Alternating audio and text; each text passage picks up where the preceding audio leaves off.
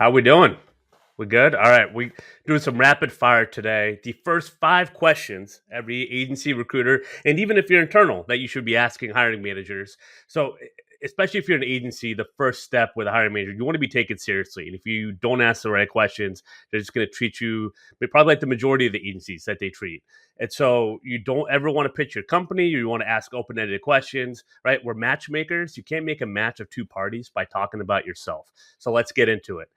Why is the first question? Why is this position open? Right, you want to uncover growth or potential issues. There's probably a reason that you're on the call, so start strong there. How long has this role been open? This is a big one. You could spot red flags, potentially unrealistic expectations. If it's been open 2 years, 2 weeks, right? Start to understand a timeline in your head.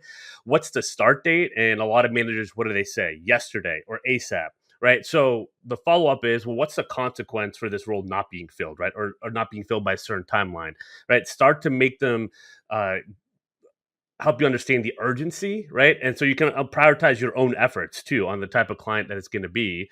And then who else is recruiting on this, right? Or has, right? You want to know your competition, whether it's an internal referral, another agency. Have they already interviewed candidates from those sources, right? And what they liked or didn't like about them. So again, those are the questions to start you off on the right foot. But panel, I want to hear, what are your thoughts?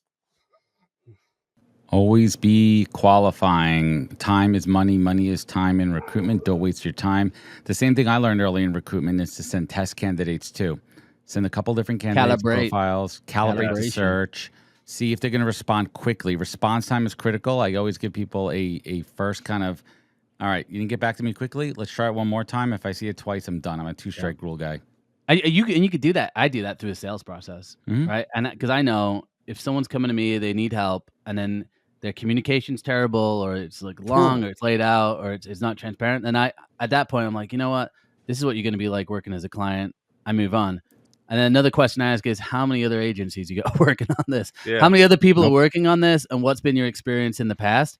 And if they're like, oh, we've got 19 agencies working on it, it's a big sign of like, okay, well, I probably don't want to put my time into that 19, the same time that those 19 other agency recruiters are put in there as well. When you ask the questions, you don't want to overpromise, underdeliver, underpromise, overdeliver. Huge.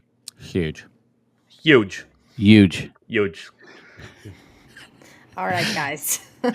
Are we done? We're going back to Clark. Well, what's a green flag question?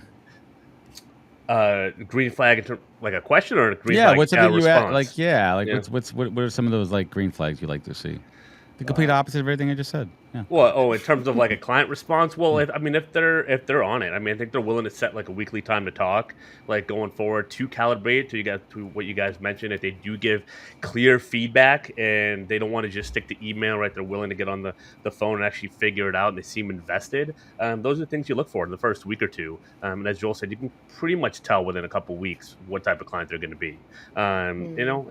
Sometimes you don't find out in the first call, but you find out in the first week. That's a lot better than 6 months in, 12 months in, hanging on to a role, which I've seen, unfortunately, too many times.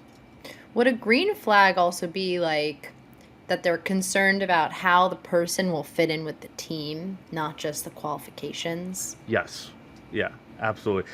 The culture is big, but like, finding out what does that mean? Like, start to define culture. A lot of people probably haven't said it out loud.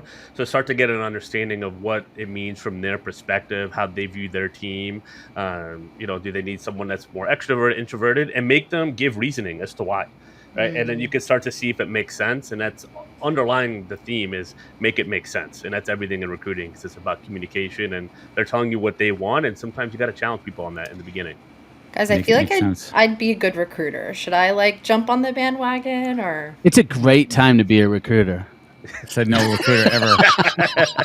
That's what I've heard. Struggle is real. Yeah. The struggle is real. Clark, we appreciate you, man. We appreciate you. We like you coming in Thanks, and kind of wrapping us up there with Clark's hot takes. Clark, where could folks find you? Where could they connect? Where could they learn more? Clark Wilcox, 2 L's on LinkedIn, digitalrecruiter.io. Connect with me, shoot me a message. We got the podcast, we got a bunch of stuff going on. It's a real deal. Check it out. Clark is a real deal. Knows what he's talking about. Clark, thank you so much for joining us today.